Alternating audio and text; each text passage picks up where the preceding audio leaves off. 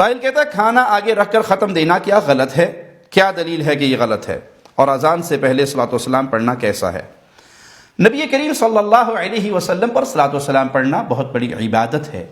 بہت عظیم عمل ہے، بہت بڑی نیکی ہے جس کا ہمیں شریعت نے حکم دیا ہے، لیکن ہمیں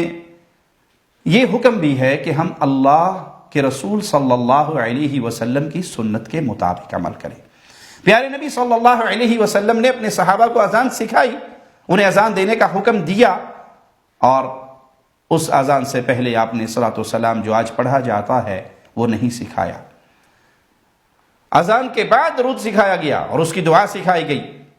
تو ہمیں درود تراشنے کا حکم نہیں، درود گھڑنے کا حکم نہیں، درود پڑھنے کا حکم ہے، اور پیارے نبی صلی اللہ علیہ وسلم کی سنت پہ چلتے ہوئے پڑھنے کا حکم ہے۔ اذان سے پہلے جو پڑھا جاتا ہے یہ تو بہت بعد کی ایجاد ہے،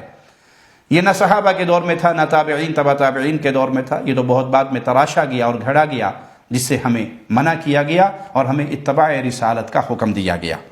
اسی طرح کھانا سامنے رکھ کے فاتحہ پڑھنا، یہ بھی رسول اللہ صلی اللہ علیہ وسلم کی کسی صحیح حدیث سے ثابت نہیں، بعد کے اندر تراشا گیا۔ بسم اللہ پڑھ کے کھانا شروع کیا جائے اور الحمدللہ پر کھانا ختم کر دیا جائے، یہی سنت سے ثابت ہے، لیکن کھانا سامنے رکھ کے فاتحہ پڑھنا، اور کھانا مزیدار ہے تو مولوی صاحب کا ختم بھی لمبا ہو جائے گا،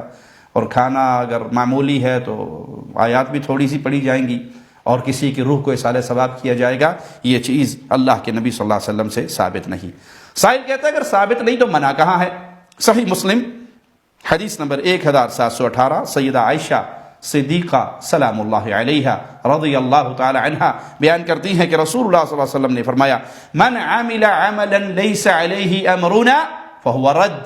جس نے کوئی ایسا عمل کیا جو پیارے نبی صلی اللہ علیہ وسلم سے ثابت نہیں،